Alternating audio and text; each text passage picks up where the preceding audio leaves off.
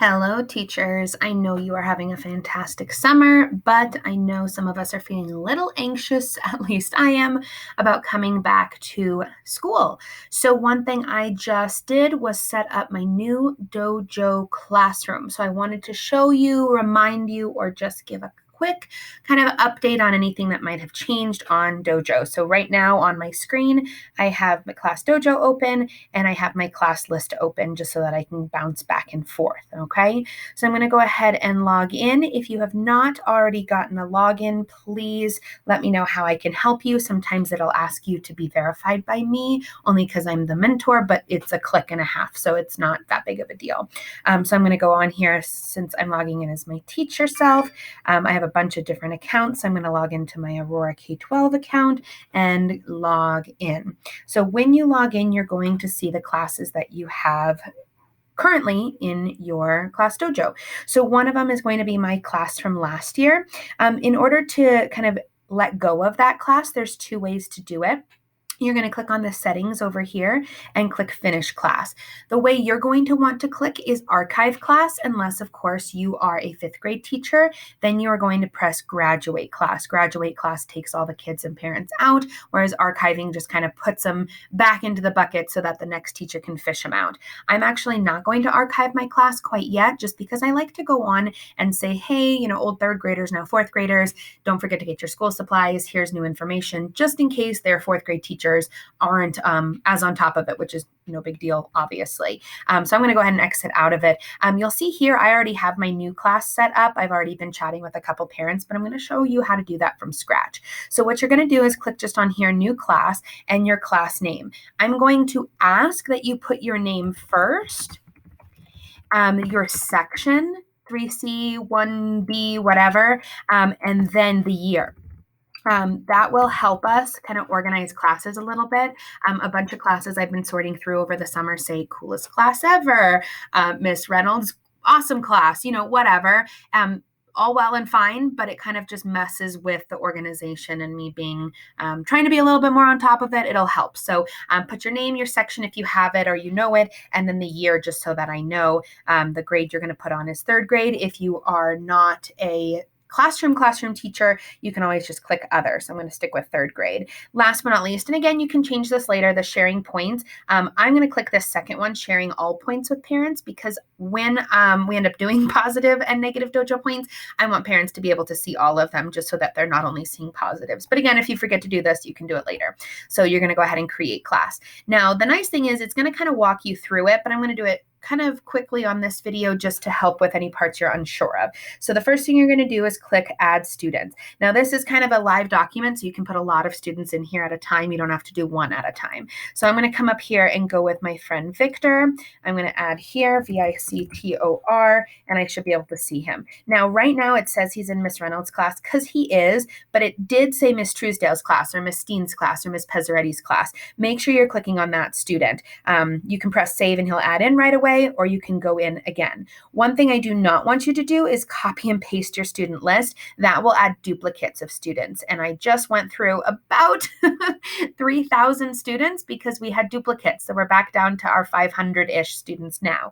So next I'm going to go to my next kid, Jacob. I'm just going to type him in. Here he is again, Miss Reynolds' class. He did say a different class in the past, but because I've already moved him up, that's why. So you're going to continue to add your kids. Here's my friend Amaya. So I'm going to type in Amaya.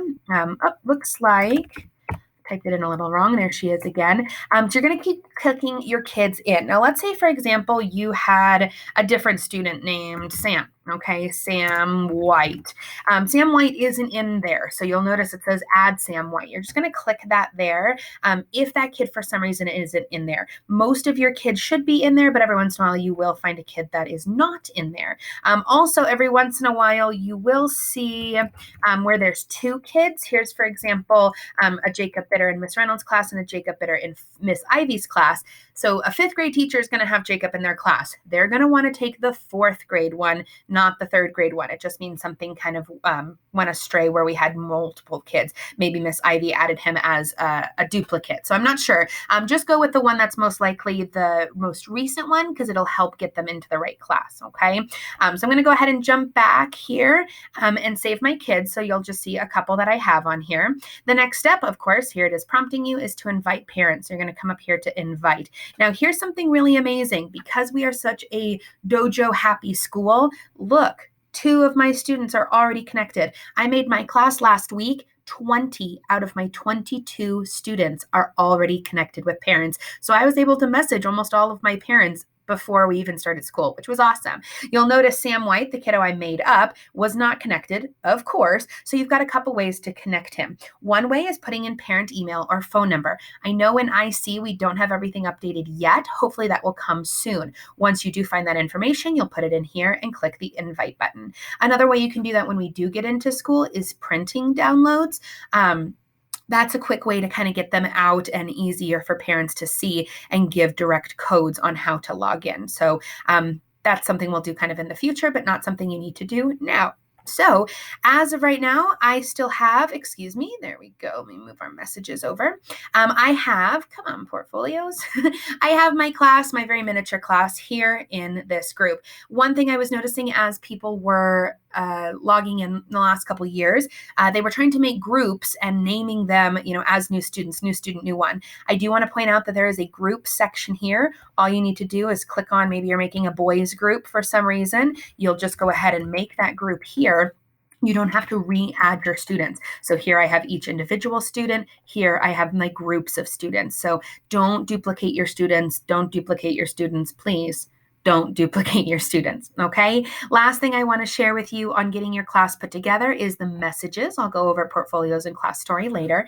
In your messages, you're going to see that you can send out a message here to all parents. I can go individually to each of these kiddos, but all parents are going to be where you're going to want to start out yours. Notice it is translated now into 35 different languages. This is when it is sent to the parent. They will just click on the translate button underneath and choose the language they would like to have it translated in. That gives all parents access to information we are trying to share with them, okay? And as a tip is suggesting here, you can always add quiet hours. We'll go over that later, just so that parents know that you like to sleep and you like to have weekends. So I usually mute my weekends. I usually keep my quiet hours so that I do not get messages on my phone, which is kind of nice, okay?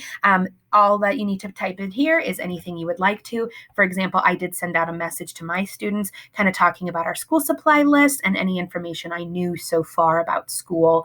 And I've already heard back from a couple parents, which is pretty nice, okay? So that's all I'm going over in this video is creating your class. The tips I want to remind you of is please name it, your name, your section, and your year. Again, you can always go back in and edit that if you need to.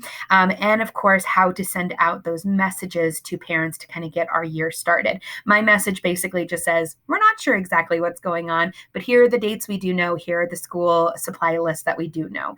If you have any questions about creating your class, please go ahead and email me at any time, and hopefully I can help out.